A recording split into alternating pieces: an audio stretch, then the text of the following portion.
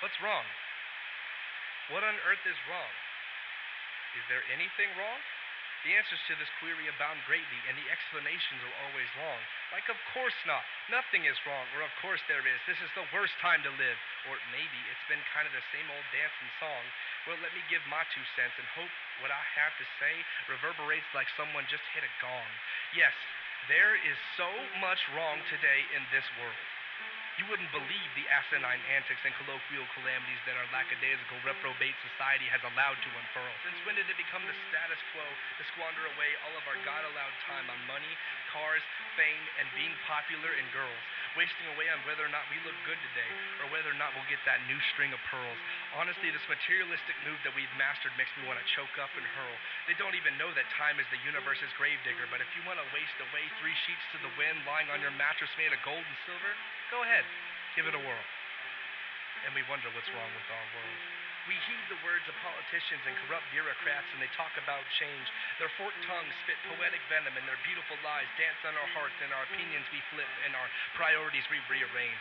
They waffle their stances on current topics so much that their biases is unclear as the lyrics from LaGrange. We vote because their speeches made us laugh, or because they were a certain skin color or religion.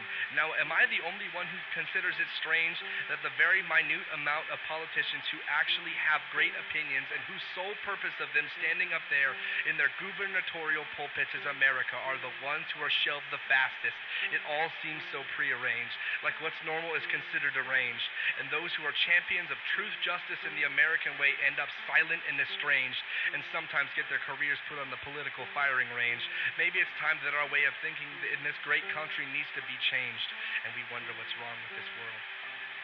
We as a people always complain about where we aren't and how we always are craving more. We wallow in envy on a cold metal floor and take sneak peeks of what outside looks like and what weather feels like through a peephole of an open door.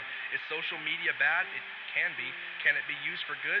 Sure, but I promise you that if you post every solitary moment on your Twitter and I run into you and ask how you are doing, the conversation is sure as heck going to be quite the bore, because you've posted and liked and tweeted and Instagrammed and Snapchatted and texted and blogged so much that your poor whittle fingers must be so sore. But no, as you flash a big red throbbing thumb up at me, go ahead and post that picture of your dinner and like that Facebook status about how Tammy is a whore. And then when you get old and gray, you'll think back about all the days that you wasted looking at a small lit up screen. Those days you will begin to seriously deplore. And then we wonder what's wrong with this world. Dear God, this world's perception is so bass-ackward and misguided, caring so much about how heavy traffic is and how late you're going to be to your job at your highbrow career in your 2015 Mustang Shelby, but not giving a rat's butt about children dying in another country and about how there are men and women dying for your freedom. Doesn't this thinking seem so lopsided? Look around at how blessed you are in this country and how much your family has provided.